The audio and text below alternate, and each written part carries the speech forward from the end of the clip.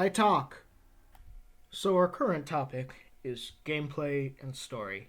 Um, I wanted to delve into this topic because there's been a lot of focus on this subject since the recent trend in what's called walking simulators and kind of a dismissal or loss of of gameplay in many titles, while a ton of just multiplayer only games that push out story completely have come into the market, and general and there were also, I think, like 5 years where a bunch of old classic series were being changed at like the third or fourth games to try and push something completely different than what they normally did as far as the balance between gameplay and story were involved. So to to begin this video, I'm gonna start with a basic breakdown of what I mean in the title, by King, Queen, and Peasant. Um, what I'm talking about is generally when it comes to gameplay and story, both are in a game, and you can choose to either heavily commit to one or try and intertwine the two together really well.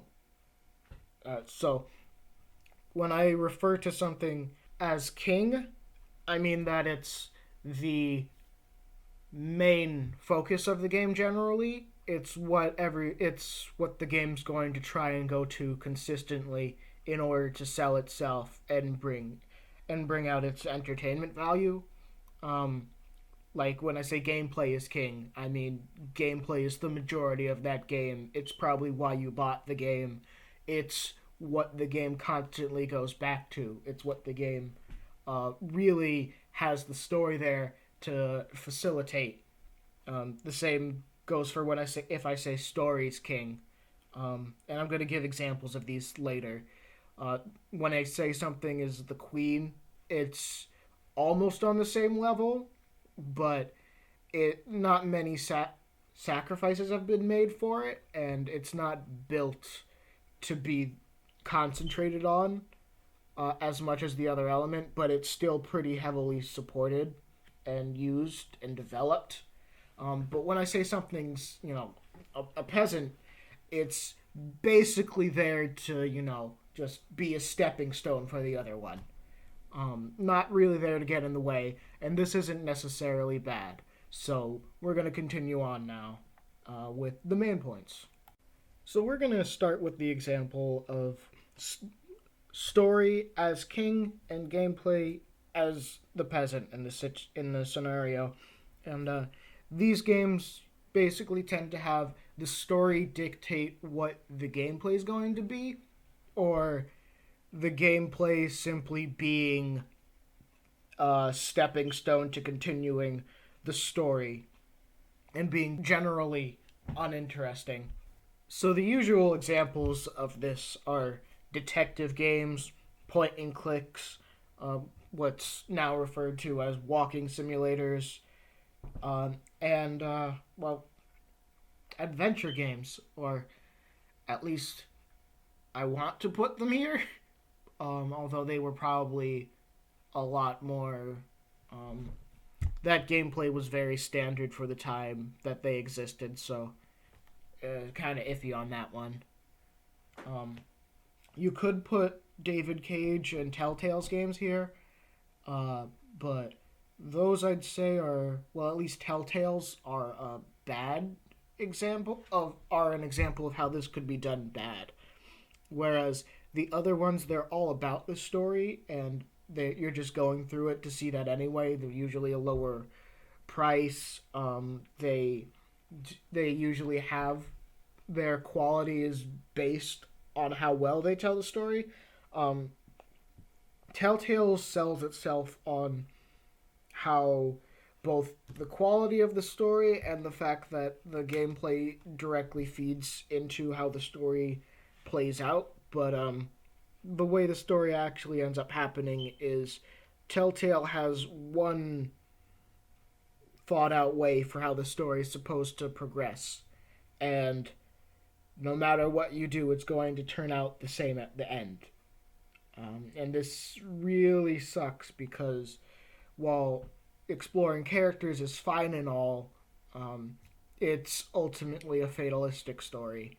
So your actions don't mean anything. While a lot of RPGs, especially 2D RPGs, have multiple endings based on the pertinent actions that you do on the story. Like, this has nothing to do with, subplots of characters, but ultimately, if you can alter what happens to characters, you should be able to alter the ultimate outcome of something, of what's currently happening in the world, or at least their attitude towards you. But that generally doesn't happen.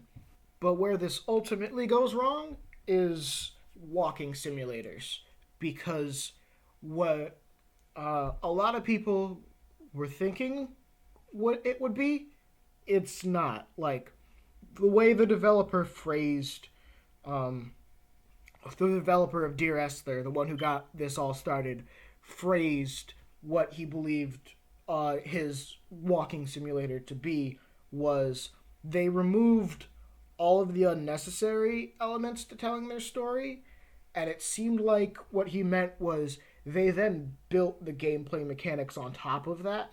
So, because we'd had, at this point, a lot of various action games and stuff, so any type of thing you wanted to do in a game, there was a laid out method for going about that, and you could have a story where you go from searching a crime scene, finding contradictions between stuff, like the game contradiction that recently came out. You could have a character get caught up with the mob partway through the story, have to prove their innocence, and go through a bunch of different stuff. Actually have a really complex story that could change and develop without you having to murder millions and millions and millions of people at a time in a gunfight that's like afraid to ever give the story room, because that happens a lot in some games. The Witcher was good at getting away from this, because you have scenes where you can solve quests by just dialogue and talking, and then there's those where I'm gonna go fight a monster, and that's just the solution. It's not willing to talk because it probably can't. But anyway, getting on to it, what actually happened with the walking simulators was they didn't add any mechanics into it. It's just walking and a voiceover, like dialogue over a light novel would be a lot better than it, basically. So it's just not worth it to play those games, in my opinion, and a lot of other people's opinions. Some people like it. It's nice to see really cool backgrounds and stuff. Firewatch seemed pretty good, but that's not really like a walking simulator. There's a lot of illusion and stuff to actually being in danger, but it's a good experience. You actually like feel something when going through it.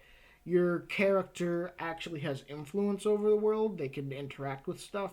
There's an NPC they talk to. You choose the dialogue you have, and it actually like develops the type of back and forth the characters have. Like, there's interaction you have with that, and an actual effect over at least the dialogue part of that story, and somewhat of the outcome.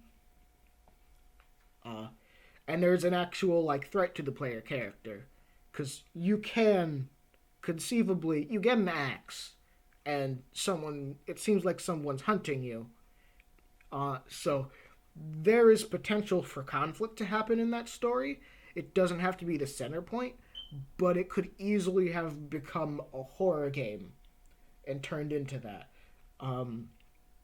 Unlike, was it Gone Home?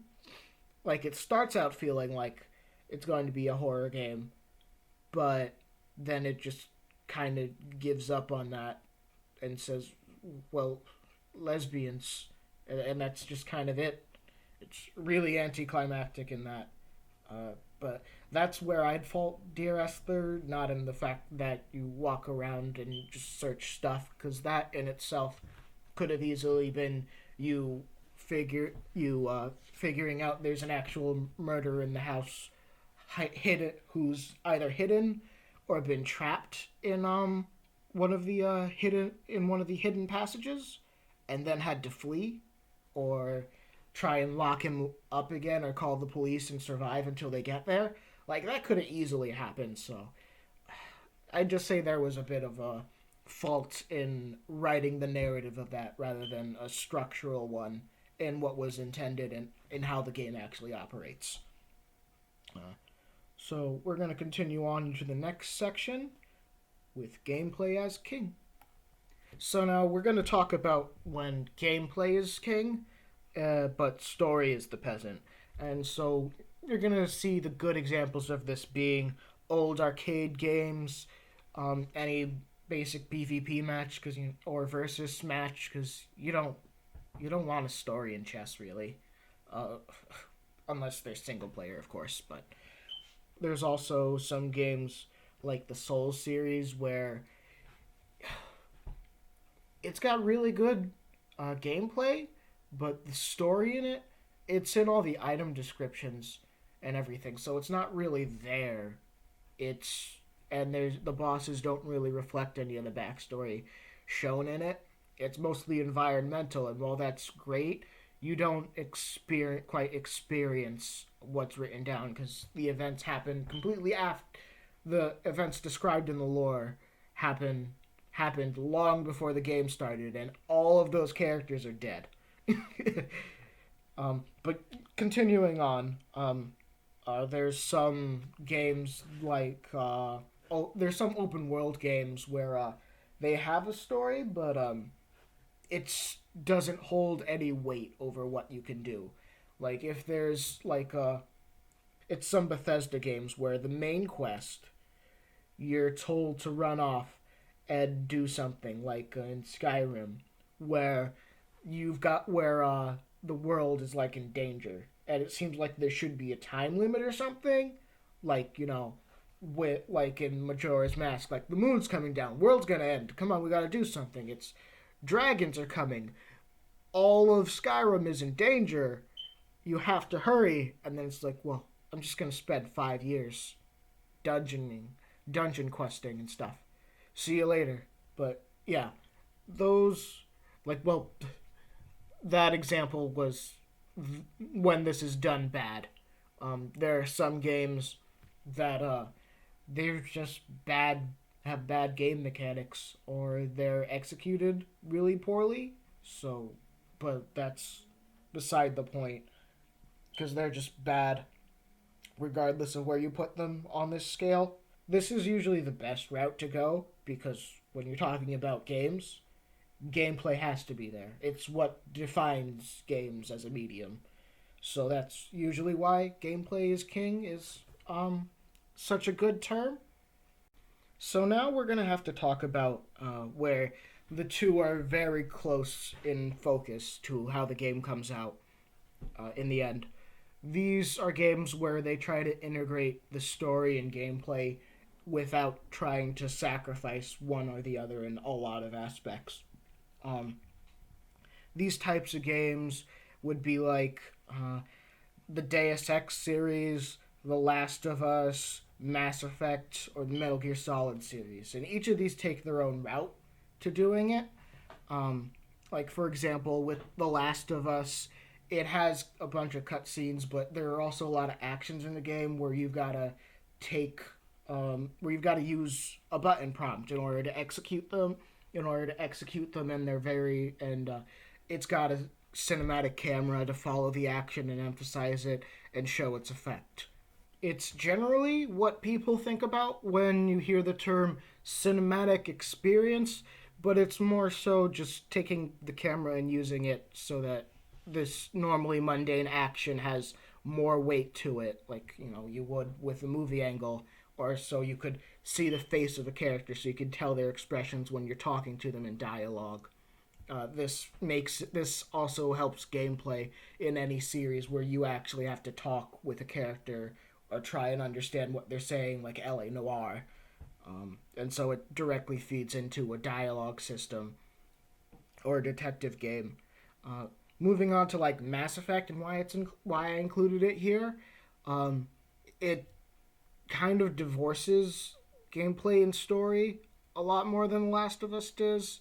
Um, it's pretty much stage based, and there's hubs where you can talk to people, and you have on your ship. You go through the motions and just talk to characters a set amount of times to increase your relationship status with them, and whether or not you get as close as possible to them relies on if you do the one mission related to them.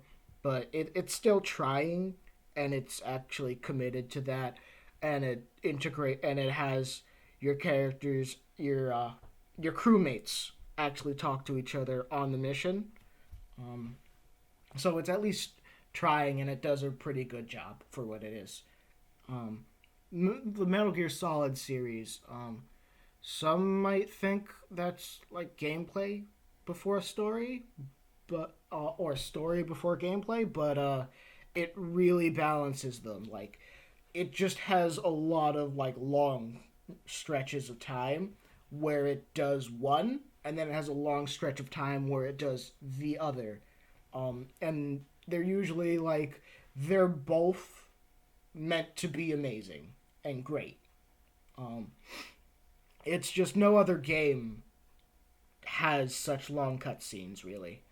Uh, no other game outside of some of David Cage's, because that his games are they're pretty close to movies, but you can tell like he has some crazy ideas for what he wants to do. He always has supernatural element, some shadow government, uh, some sci-fi in there, and some like alien faction as well. Also, some supernatural elements. I think I already said that, but he tries to mix them. He tries to have it so you can fail at various things in the story, or at least semi fail, where I did this wrong, so that's the character doing it wrong. If this was a campaign where I had fleshed out the world, what would happen? Would I still be able to complete the main objective? If so, how does this continue? How does the player now have to suffer because of this failure? And that's actually a pretty good thing. It's just terrible when you can never fail. Like I forget the game where that's the case, but it goes everywhere. Either way, let's continue. So there are some games like Journey or Brothers: A Tale of Two Sons, I think, where they're minimalistic and really short projects. So the story is just the basic journey you go through while playing as them, and the sort of like just you're supposed it's trying to push some emotion on you or just let you feel out the journey and see if it's entertaining in itself. And for those that's fine. Neither gameplay or story are like that hefty a part of it, but it gets the job done. Um, Bloodborne and Dead Space are really good examples of this done right. Like Bloodborne, not as much. Like I'd really say that it's you know gameplay as king, story as like the warrior class or a royal, like a noble. Pretty much, it's unlike the Dark Souls series. It actually took a note from a lot of games with good stories, or at least supported stories, where it's like, here are some notes scattered throughout that you're just gonna run into. You're just gonna run into. This is gonna get you a general idea of what's going on when you fight the bosses, run into new notes, you're going to start having some epiphanies of what some of those other notes meant, or a greater picture of what's going on. Have you been duped by some NPCs in that way without them outright, attacking you? Uh, in Dead Space, it's it's got a great overarching story. Your character is it's completely it goes by your character's motivation and their current goal in order to survive what's going on. And the gameplay, it's very well done. The weapons and the upgrades for them are set up really well, really nicely, and I'm being really vague with what I'm saying for these games, but I'm going through so many it doesn't matter. I have no idea what I'm going to use as the video for this though. Um, anyway, uh, and it has some pretty cool boss fights, and a good dismemberment mechanic that it fully explores, as well as the stasis and stuff, and a basic upgrade system. Uh, Shadow of the Colossus is it sets up a good story, and just playing the game and finishing each boss, it gets you thinking more as you go through it, and evokes some pretty basic emotions, some thoughts like, who is this character that's talking to me? Through do I don't even trust him, probably. What's the cost he was talking about? Why are more shadows appearing each time I kill one of these colossus, etc.? So a few other thoughts I have on this, just in conclusion, might also be that the reason gameplay is king, is generally the best way to go, but story still should be there to support the story, but also, add something to it rather than, just be something to get kicked to the curb. It's because I just like playing games where the two intermingle with each other and both play off of each other in order to help just add more to the game. Uh, some things that would help better this would be some basic mechanics to just bridge the two, like alternate cutscenes for if you solve a puzzle a different way, or if you complete a battle and exit through a different part of the stage. Um, Another part of this would be like what puzzle games have done for if you give an alternate answer, but this would be for like Deus Ex in Deus Ex Human Revolution, like that scene where you're talking with the guy and he's got a hostage and you're trying to stop him. That the various endings to that would be a good example of it. Having some interactions with your AI partner, while like adding on top of what Mass Effect currently has, where they talk to each other. You take what Ego Raptor said should be the case with NPCs in Legend of Zelda, like in his sequelitis for 64. What you would what you'd want is your ally actually can die and stuff, and you want to do stuff to help him out. You could have actions. You could have actions that you call him to do, or you tell them what to do. Though this is usually pretty bad in some games, but it's been done decently well with squad commands. I heard that Rainbow Six did it really well, so I don't see why it can't be done again. Um, and maybe having some injured statuses to go with certain parts of the story, rather than oh, I've been struck and wounded, but when we get to gameplay, you're just Superman again.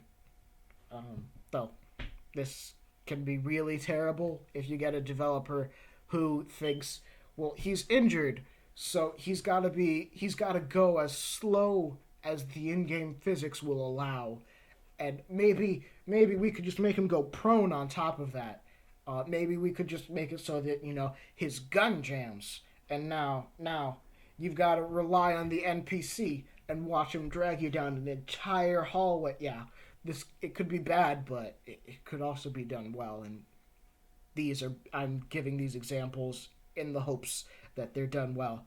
But either way, I'm taking up too much time now. If you listen to this whole thing, thank you. This is the first video I've talked in, so you could probably tell by how terrible this is. And sorry for if you hear any beeping in the background. The fire alarm in the house is like dying or something. But whatever. Thank you all for listening, and see you next time. Bye.